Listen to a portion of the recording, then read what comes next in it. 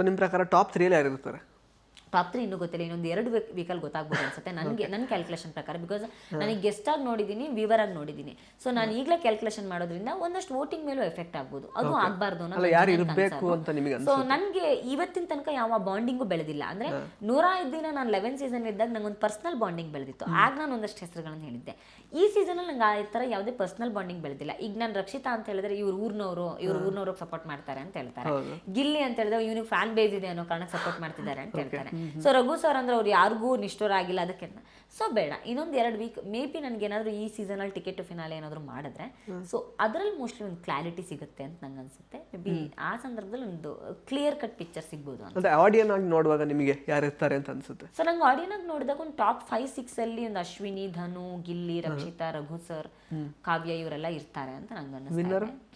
Winner ದಿನ idea ಬಂದಿಲ್ಲ. ಅದೇ ನನಗೆ ಇನ್ನೊಂದು ಟಿಕೆಟ್ ಫಿನಾಲೆ ಆಗೋ ಹಂತಕ್ಕೆ ಬಂದಾಗ ವಿನ್ನರ್ಸ್ಗಳು ಅನ್ನೋ ಮೈಂಡ್ ಸೆಟ್ ಇಟ್ಕೊಂಡಾಗ ಒಬ್ಬೊಬ್ರಿಗೆ ಒಂದೊಂದು ಡ್ರಾಬ್ಯಾಕ್ ಕಾಣಿಸ್ತಾ ಇದೆ ನನಗೆ.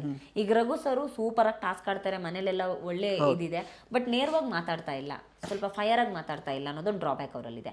ಗಿಲ್ಲಿ ಸೂಪರ್ ಎಂಟರ್ಟೈನರ್, ಅವನೇ ಗೆಲ್ತಾನೆ, ಒಳ್ಳೆ ಫ್ಯಾನ್ ಬೇಸ್ ಇದೆ, ಬಟ್ ಇನ್ನೂ ಒಂದು ಟಾಸ್ಕಲ್ಲಿ ಅವನನ್ನು ಪ್ರೂವ್ ಮಾಡ್ಕೋಬೇಕು, ಅದೊಂದು ಡ್ರಾಬ್ಯಾಕ್ ಇದೆ. ಸೊ ಈ ಥರ ಈಗ ರಕ್ಷಿತಾಗ ಒಂಥರ ಎಲ್ಲರಿಗೂ ಒಂದೊಂಥರ ಡ್ರಾಬ್ಯಾಕ್ ಇರೋದ್ರಿಂದ ಅದನ್ನ ಗೆಲ್ಲಕ್ಕೆ ಅವ್ರಿಗೆ ಇನ್ನೊಂದು 4 ವೀಕ್ ಟೈಮ್ ಇದೆ. ಸೊ ಅದನ್ನ ಗೆದ್ದರೆ ಮತ್ತೆ ಒಂದು ಕ್ಲಿಯರ್ ಕಟ್ ಪಿಕ್ಚರ್ ಸಿಗುತ್ತೆ ಅನ್ಸುತ್ತೆ. Correct. Thank you so much. Thank you. ಒಳ್ಳೇದಾಗಲಿ. ಹಾಗೇನೆ 6 ಮಂತ್ಸ್ ಆಗಿದಷ್ಟೇ ಮದುವೆ ಆಗಿ, ಈಗ ಆಲ್ರೆಡಿ 1 ಮಂತ್ ಮೀಟೇ ಆಗಿಲ್ಲ. ಎಷ್ಟು ಮಿಸ್ ಮಾಡ್ಕೋತಿದ್ದೀರಾ ಶ್ರೀ ಕಶ್ಯಪ್ ಅವ್ರನ್ನ ಹೇಗೆ ಅಂತ? ತುಂಬಾ. ಆದರೆ ಅಬ್ವಿಯಸ್ಲಿ ಅದು ಲಾಸ್ಟ್ ಸೀಸನಲ್ಲೂ ನಾವು 3.5 ತಿಂಗಳು ಒಳಗಡೆ ಇದ್ದೆ ನಾನು.